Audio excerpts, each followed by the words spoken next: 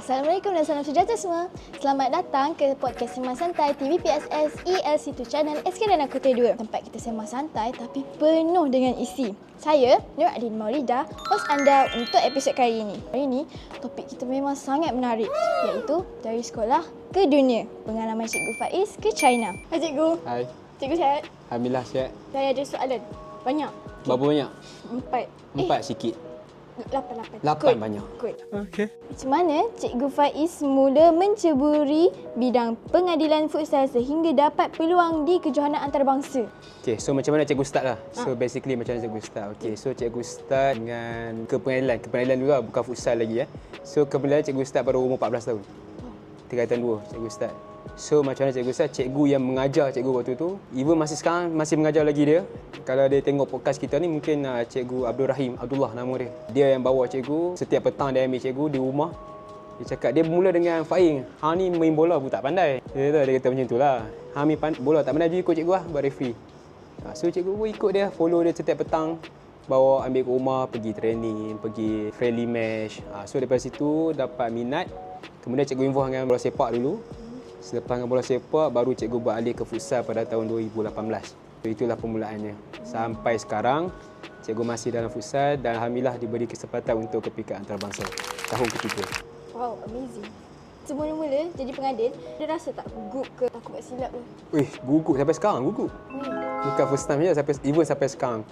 Even local match ataupun international match, memang gugup tu sentiasa ada. So anxiety ni penting. Sebab apa penting? Sebab dia akan membantu untuk kita enhance performance kita. So sampai sekarang pun gugup, masih gugup lagi. Oh, amazing. Macam podcast ni tengah gugup kan? Ya. Masa tengah gugup, sama lah. Apa beza pengalaman mengadil di Thailand untuk kelayakan Piala Asia Futsal Wanita dan di China untuk Piala Asia Futsal?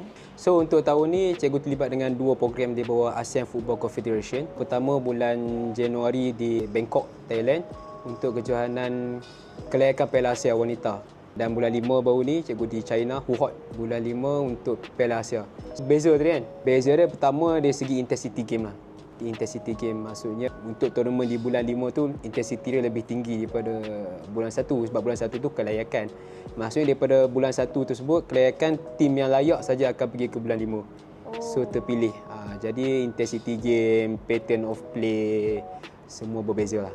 Dari segi suasana perlawanan, penonton dan tahap permainan, mana yang lebih mencabar untuk diadil? Bagi cikgu dua-dua mencabar. Sebabnya kalau kita tengok kalau satu perlawanan tu kalau bilangan penonton yang ramai. Bila penonton ramai ni dia akan bagi kesan ataupun dia akan influence kepada pemain yang tengah main. So pemain tengok penonton ramai, ramainya ni 5,000 datang contoh. So dia lebih semangat nak main. So bila dia lebih semangat nak main, intensity dia lebih tinggi. Jadi itulah cabarannya untuk perlawanan lah. Kedua-dua mempunyai peranan yang penting lah untuk perlawanan. Apa cabaran terbesar yang Cikgu Faiz hadapi ketika menghadiri perlawanan di luar negara? Cabaran yang besar lah. Cabaran yang besar. Okey, so cikgu bahagian kepada 2. Pertama di luar gelanggang, kedua di dalam gelanggang. So cabaran yang pertama di luar gelanggang adalah dari segi komunikasi. Okey, kita cakap English education is very important kan? Yes, memang sangat-sangat penting. Sebab kita datang daripada pelbagai negara, pelbagai latar belakang, education level. Cuma satu bahasa je kita boleh communicate, cuma English. So sebab tu cakap walaupun English cikgu tak adalah sebaik mana, tapi kita bolehlah cakap sekurang-kurangnya tak macam ayam dengan itik. So kalau dalam gelanggang yang menjadi cabarannya adalah dari segi buat kita buat keputusan lah. Sebab keputusan kita perlukan adalah keputusan yang on the spot. Itu cabarannya.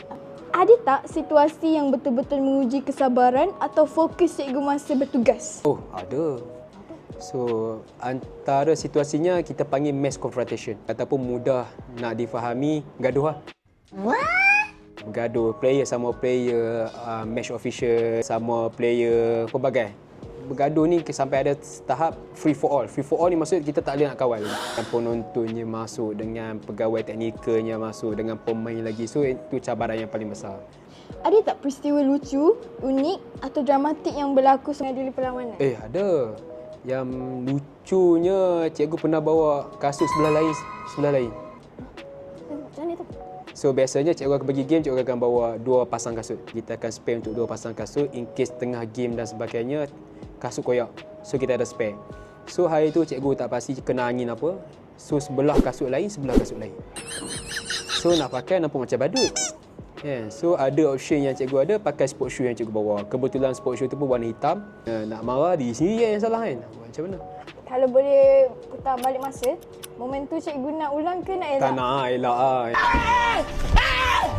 Why are you running? Why are you running? Sebab dia akan kacau psikologi kita. So kita dah prepare untuk pergi game. Tiba-tiba masuk, alamak. Even benda ni small matter, tapi dia akan bagi kesan lah. Kesan ni akan bawa sampai ke dalam gelanggang. Apa nasihat Cikgu Faiz untuk mereka yang nak menjadi pengadil futsal dan impikan bertugas di kejohanan antarabangsa? Nasihatnya yang pertama untuk jadi pengadil ni, dia mesti ada sifat yang nak belajar. Okay, dia nak belajar, dia nak perbetulkan diri dia. Kemudian dia kena ada sifat yang sentiasa, tak perfect lagi. Kita tak perfect lagi. So kita belajar. Kemudian untuk yang mungkin newcomer, mungkin ada ni nak join one day. Untuk pengaturan ini kita ada seorang pengadil antarabangsa daripada perempuan. Sekarang berkhidmat di Navy, Tentera Laut, dan dia baru saja dipilih untuk ke World Cup wanita. So mungkin one day Tak nak stop main bola. tak nak. Tak, bukan main, tiup je bisa, bukan main. Tak faham bola. Kalau ada satu kualiti yang paling penting untuk mengadil, apa yang cikgu akan pilih? Kualiti paling penting. Ya. Paling penting cikgu pilih adalah performance lah. Performance lah kita punya waktu game. Adakah kita excellent ataupun kita tak excellent. Kita, referee pun manusia. Manusia ni tak lari pada sifat buat salah. Okay? Tapi cuma ada salah tu adalah salah besar ataupun salah kecil. Benda yang cikgu titik beratkan sepanjang game adalah performance lah. To be always on top. Okey, dah habis. Habis? Habis dah. Cikgu nak tanya satu soalan. Boleh? Okey, boleh.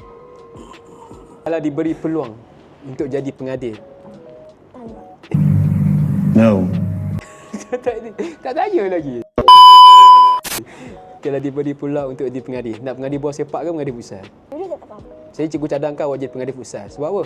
Sebab dia teduh. Boleh jaga kulit. Kalau boleh. Anak dia Ronaldo. Wah, banyak betul inspirasi yang kita dapat hari ini.